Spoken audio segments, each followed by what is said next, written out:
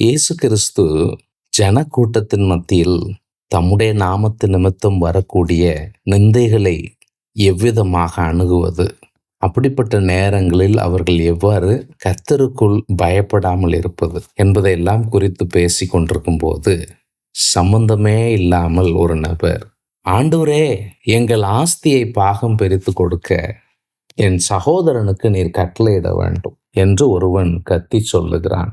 ஆண்டவருக்கு கோபம் வந்து விட்டது. மனுஷனே, என்னை உனக்கு நியாயாதிபதியா பங்கெடுகிறவனா வைத்தவன் யார் என்று அவனை கடிந்து கொள்ளுகிறார். கடிந்து கொண்டவர் தொடர்ந்து சொல்லுகிறார், பொருளாசையை குறித்து எச்சரிக்கையாயிருங்கள்.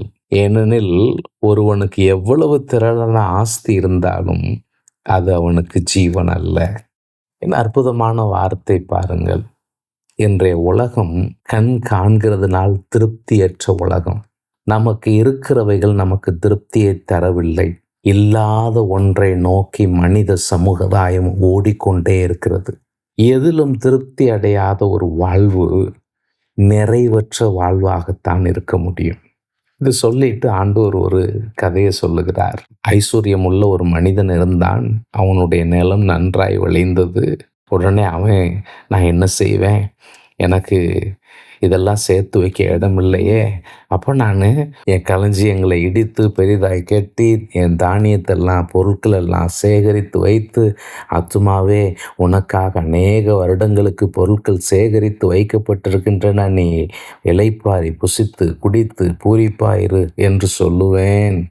ராத்திரியிலே ஆண்டவர் சொல்றாரு, மதிகேடனே, இந்த இரவிலே உன் ஆத்துமா உன்னிடத்திலிருந்து எடுத்துக்கொள்ளப்படும். அப்போ நீ சேகரித்தவை யாருடையவை ஆகும்.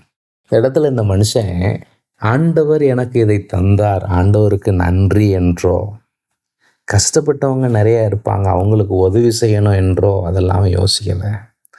நான் எனக்கு என்பது தான் அவனுக்கு பிரதானமாக இருந்துச்சு.